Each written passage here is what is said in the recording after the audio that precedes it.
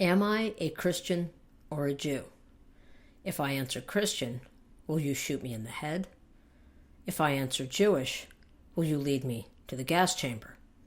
I have lived more lives than anyone you know, and throughout it all, I have practiced acts of bravery and acts of cowardice.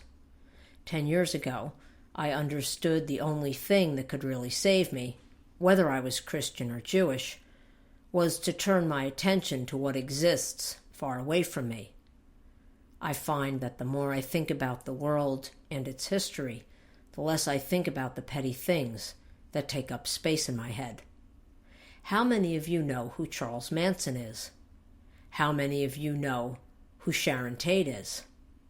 On Facebook, Charles Manson Musician Band has 15,782 likes. Also on Facebook, Sharon Tate, actor-director, has 5,863 likes.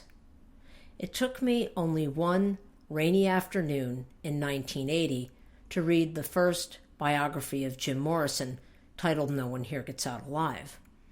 But it took me several years to get through Helter Skelter, the true story of the Manson murders. I think I started it in high school and finished it in college. I just needed to get away from it sometimes.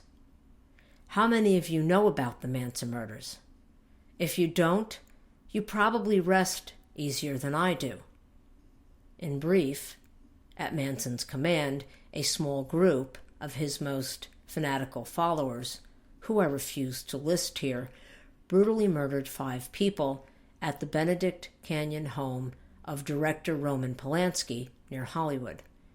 The victims are Polanski's pregnant wife, actress Sharon Tate, writer Wojciech Frykowski, coffee heiress Abigail Folger, and celebrity hairstylist Jay Sebring.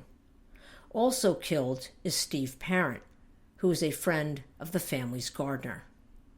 I find these 5 murders one of the most horrific things I've ever studied. What is more, there were 3 other homicides that this clan of crazies committed that were just as gruesome. It doesn't surprise me a bit that Manson finished the X on his forehead with a couple of prongs in order to transform it to a swastika. I read about what the Nazis did to babies, so it doesn't surprise me either that a woman under Manson's spell could murder a mother and her unborn child as nonchalantly as a laundress washing clothes.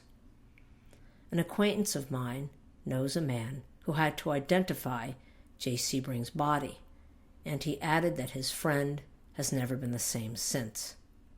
7 of these murders were committed on August 9th, 1969, the 24th anniversary of the atomic bombing of Nagasaki. I have lived more lives than anyone you know, and throughout it all, I have practiced acts of bravery and acts of cowardice.